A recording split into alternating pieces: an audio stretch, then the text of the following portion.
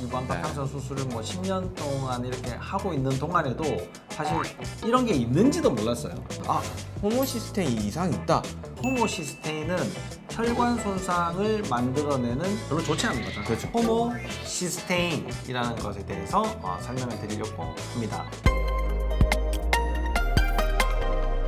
안녕하십니까. 아프지 마쇼의 닥터 준스 김준영입니다. 안녕하십니까. 아프지 마쇼의 닥터 준스 조준호입니다.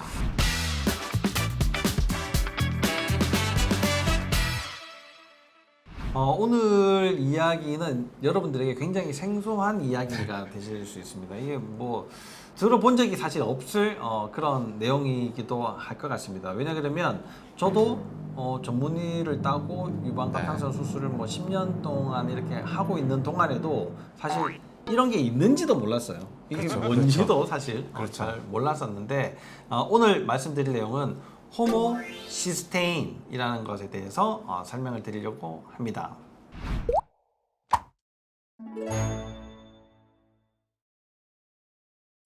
자, 호모시스테인. 네. 이게 저희들도 사실 안 지가 얼마 되지 않았는데 뭐 이게 여러 많은 분들이 기능의학에 대해서 한번 들어보셨던 분들은 이미 다 잘 알고 계시고요. 네. 그런 거에 별로 관심이 없지만 나는 정기적으로 병원 가면 해결해 주겠지 이렇게 네. 관심이 없으셨던 분들은 생전 처음 듣는 이야기일 네. 수도 있습니다.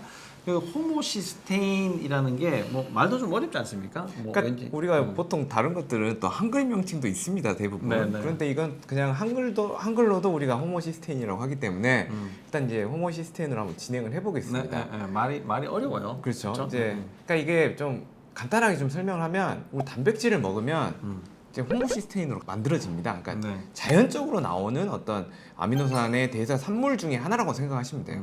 근데 이제 이게 굉장히 좀 어려운 게 우리 인생하고 좀 똑같거든요. 네. 우리 인생은 우리 쳇바퀴지 않습니까? 그래서 이게 뱅글뱅글 돌아가는 이 화학 회로에서 나오는 하나의 성분 중에 호모시스테인이 있는 거고, 또 우리 또 쳇바퀴처럼 돌아가지만 그런 것들이 톱니바퀴처럼 또 맞물려 있지 않습니까? 네.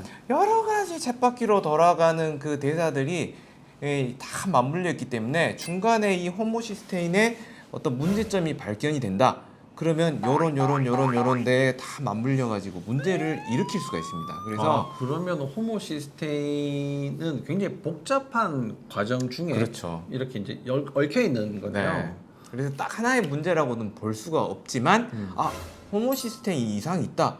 그러면 호모시스테인과 관련된 여러 가지 대사들에도 문제가 있을 가능성이 있다는 거죠. 근데 굉장히 중요한 대사들이 다 끼어져 있거든요. 네. 그럼 그 대사라고 하는 그 중요한 대사라고 네. 말씀하신 게 어떤 대사가 있습니까? 일단은 우리가 이제 호모시스테인에 문제가 있으면 생길 수 있는 것부터 이야기를 하고 주변 환경을 보는 게 더 좋을 네. 것 같습니다. 일단 이제 호모시스테인이 좋다 나쁘다 이게 할 수 없는 거죠. 왜 자연적으로 나오는 거니까요. 근데 이제 호모시스테인의 특징은 뭐냐면 산패가 잘 돼요. 산패를 시킵니다. 네. 특히 이제 지방을 산패를 시키는 특징이 있거든요. 네. 그래서 우리가 보통 나쁜 콜레스테롤이라고 하는 우리 LDL 콜레스테롤을 산패를 시키면 무슨 일이 일어날까요?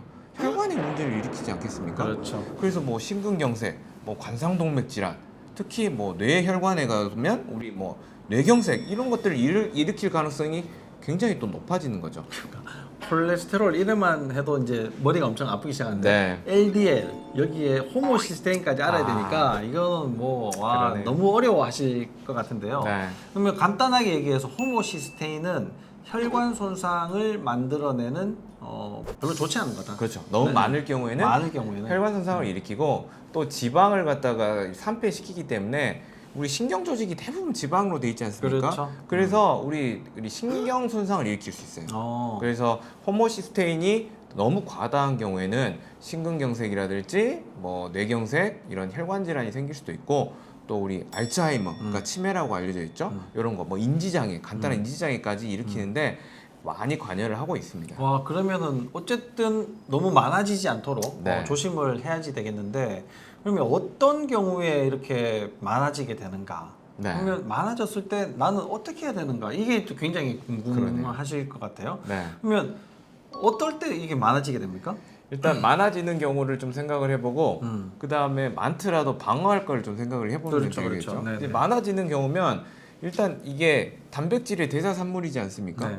그럼 고기 단백질을 많이 먹으면 안 되나요? 고기를 너무 많이 먹게 되는 경우에는 또 이런 일이 생기겠죠. 특히 이제 우리 헬스 하시는 분들은 아예 그런 것들이 단백질. 정제된 형태로 파우더. 파우더를 많이 드시지 않습니까? 이제 그런 경우는 좀 조심하셔야 되겠고, 두 번째는 이제 기본적으로 이제 드문 경우지만 실은 유전자 문제가 있겠고, 그 조금 더 우리가 가까이 볼 수 있는 거는 갑상선 기능 저하증, 그리고 뭐 악성으로 생길 수 있는 빈혈, 특히 이제 암 중에서도 나타날 수 있는데요. 암 중에서는 뭐 유방암, 뭐 난소암, 뭐 췌장암 이런 경우에도 호모시스테인들을 조금 많이 올릴 수 있다고 되어 있습니다. 그리고 자가 면역 질환도 이걸 올릴 수 있거든요. 네. 근데 재미있는 사실은 자가 면역 질환일 때 우리 면역 억제제를 쓰거든요. 네. 근데 면역 억제제도 이런 일을 일으킵니다. 그러면 자가 면역 질환일 때는 네. 이러지도 저러지도 이러지도. 못하나? 예. 그리고 이제 여성분들에서 만약 올라간다 그러면 이제 경구 피임약을 먹고 있는지를 꼭 확인해 보실 필요가 있습니다. 여러 가지 상황에서 굉장히 네. 쉽게 올라갈 수가 있는 것 같은데, 그러면 자 올라갔을 때 어떻게 떨어뜨릴 수가 있나요, 이게? 이제 대사가 이제 옆으로 이제 넓어져야 될 텐데, 이 쳇바퀴를 돌리기 위해서 필요한 것들을 좀 잘 공급을 해주면 좀 도움이 될 수가 있거든요. 네.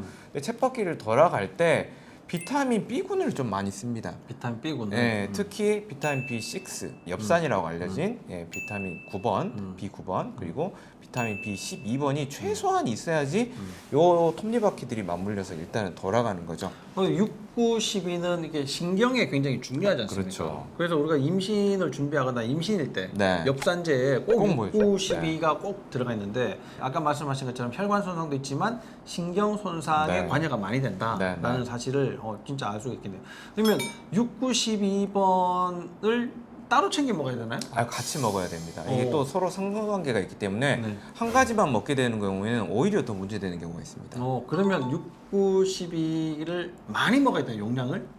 일단 비타민 B군 같은 경우에는 뭐 수용성이기 때문에 뭐 적은 양이든 고용량이든 그렇게 몸에 위험하진 않거든요. 네. 그래서 일단 우리가 호모시스테인이 높은 경우에는 고용량으로 좀 먹었다가 호모시스테인이 떨어지는 양상을 보고 이제 우리가 용량을 줄이면 될 것 같고요. 적정 수준으로 좀 줄이면 된다. 네.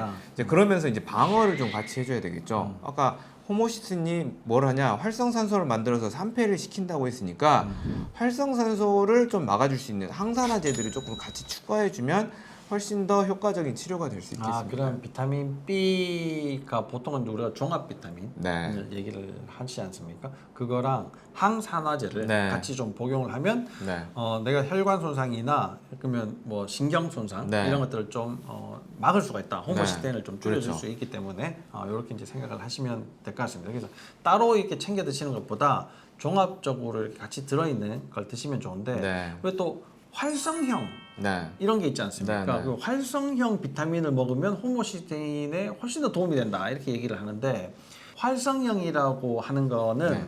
어떤 의미에서 활성형이라고 얘기를 하냐면, 이 보통 우리가 먹는 음식조차도요, 네. 장에서 소화가 돼서 흡수가 되면 무조건 간으로 가요. 간에 가서 일단 한번 처리가 된 다음에 각각의 세포로 이제 뿌려지게 되거든요. 네. 그럼 영양제도 마찬가지 과정을 거치고 약은 더하고 이렇게 이제 되는 겁니다.